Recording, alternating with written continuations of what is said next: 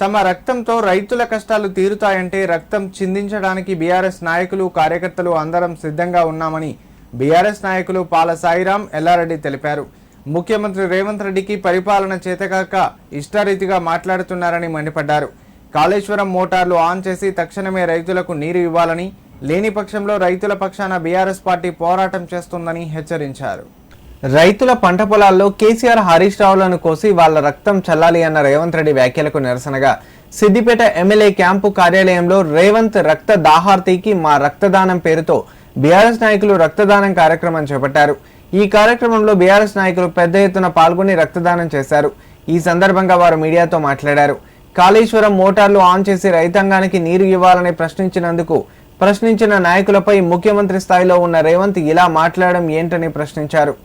సిద్దిపేట నుండి పెద్ద ఎత్తున కార్యకర్తలు రక్తదానం చేస్తున్నామని, ఈ రక్తం ప్యాకెట్లను రేవంత్ రెడ్డి ఇంటికి పంపిస్తామని తెలిపారు.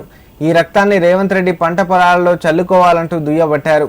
ఇప్పటికైనా సీఎం రేవంత్ రెడ్డి ప్రభుత్వాన్ని ప్రశ్నించిన నాయకులపై అసందర్భ వ్యాఖ్యలు మానుకొని రైతన్నకు నీరందివ్వాలని డిమాండ్ చేశారు. ఈ కార్యక్రమంలో బీఆర్ఎస్ నాయకులు కొండం సంపత్ రెడ్డి, కాముని శ్రీనివాస్, కోల రమేష్ గౌడ్, గ్యాదరి రవీందర్, శ్రీకాంత్ గౌడ్, జంగిటి శ్రీనివాస్, సాయి ఈశ్వర్ గౌడ్ పాల్గొన్నారు.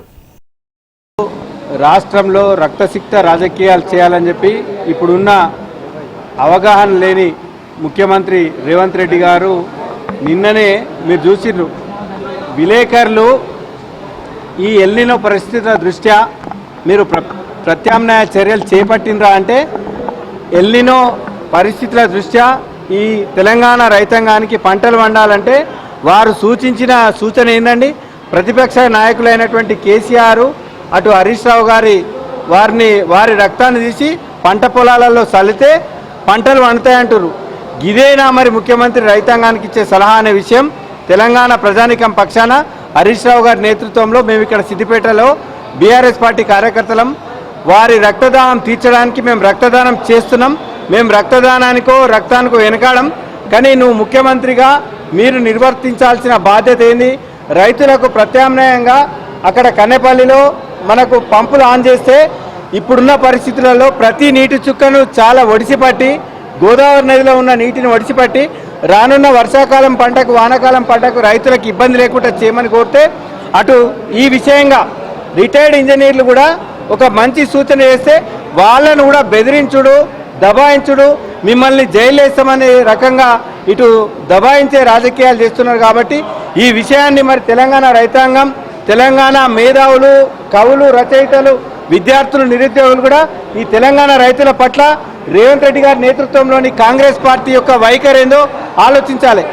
ఈ విషయంగా మరి ప్రతి విషయంలో రేవంత్ రెడ్డి గారికి కాలేజీ చెప్పిన చంద్రబాబు నాయుడు గారి మెప్పు కోసం తెలంగాణ రైతుల ప్రయోజనాలను పణంగా పెట్టి అక్కడ పట్టిసీమ గలగల, ఇక్కడ కన్నెపల్లి పంపులేమో వెలవెలబోయేలాగా ఈ వైఖరి తప్పు. ముఖ్యమంత్రి పదవి పోతుందేమన్న ఫ్రస్ట్రేషన్లా తెలంగాణ ప్రజలందరూ తిరగబడతారనే ఫ్రస్ట్రేషన్లా, రైతులు తిరగబడతారనే ఫ్రస్ట్రేషన్లా కన్నెపల్లి పంప్ హౌస్ ఏదైతే మోటార్లు ఉన్నాయో ఆన్ చేయమంటే ఆయన ఏమంటుండు, విలేకరులు అడిగిన ప్రశ్నకి సమాధానంగా ఏమంటుండంటే, ఏది హరీష్ రావు గారిని, అదేవిధంగా కేటీఆర్ గారిని, కేసీఆర్ గారిని కోసి ఆ రక్తము పంటలకు చల్లితే పంటలు అవే పడతాయి అంటుండు.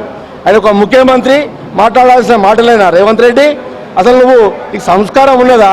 తెలంగాణ ప్రజలు ఓట్లేస్తే నువ్వు ముఖ్యమంత్రి అయినావు, కానీ నువ్వు ఆంధ్ర ప్రయోజనాల గురించి, చంద్రబాబు నాయుడు ప్రయోజనాల గురించి, చంద్రబాబు నాయుడు డైరెక్షన్లా నువ్వు పనిచేస్తున్నావు. తెలంగాణ ప్రజల గురించి పనిచేస్తలేవు బిడ్డ, గుర్తుపెట్టుకో. ఇప్పుడు నీ రక్తదాహానికి మరి రక్తదానం సమాధానమైంది బిడ్డ.